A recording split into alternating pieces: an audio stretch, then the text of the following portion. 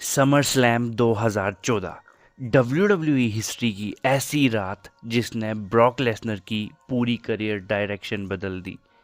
ये सिर्फ Brock Lesnar versus John Cena का मैच नहीं था, ये सुप्लेक्स सिटी का जन्म था।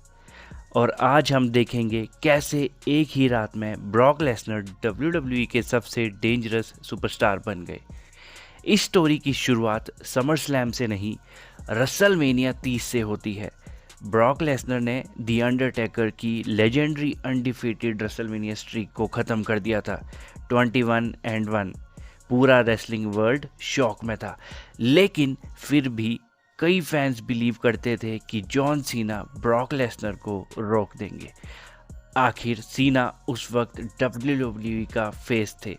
समर स्लैम 2014 में John Cena WWE world heavyweight champion थे और बहुत लोग एक्सपेक्ट कर रहे थे कि सीना समहाउ कम बैक कर लेंगे, क्योंकि ये वही जॉन सीना थे जो इम्पॉसिबल सिचुएशन से भी वापस आते थे, नेवर गिव अप। इसी वजह से फैंस को लगता था कि ब्रॉक लेसनर को एक टफ फाइट मिलेगी। लेकिन बेल बजते ही सब कुछ बदल गया। ब्रॉक लेसनर ने जॉन सीना को उठाया, जर्मन सुप्लेक्स, फिर एक और जर्मन सुप्लेक्स, फिर एक और फिर एक और। हर मिनट के साथ क्राउड को समझ आने लगा कि ये नॉर्मल टाइटल मैच नहीं है, ये एक डिस्ट्रक्शन था। जॉन सीना को लगभग कोई भी ऑफेंस करने का मौका नहीं मिला।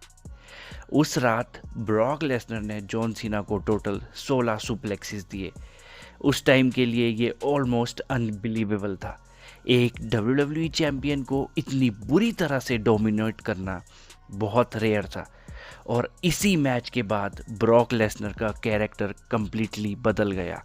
अब वो सिर्फ ब्रॉक लेसनर नहीं थे, अब वो डोमिनेंट बीस्ट इनकार्नेट थे।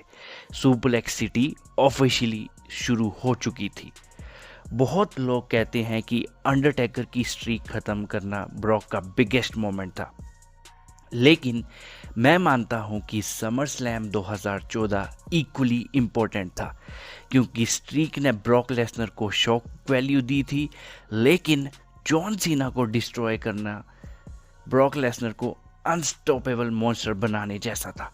इसके बाद Roman Reigns, dean Ambrose, AJ Styles और न जाने कितने टॉप स्टार्स को सुप्लेक्स सिटी का सामना करना पड़ा था।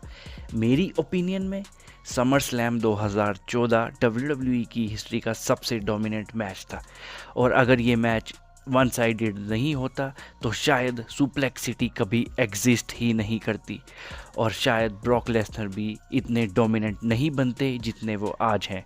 अब मैं तुमसे पूछता हूँ, क्या 2014 समर स्लैम WWE हिस्ट्री का सबसे डोमिनेंट टाइटल मैच था, या तुम्हारे पास कोई और मैच है? कमेंट करके अपनी ओपिनियन ज़रूर बताएं।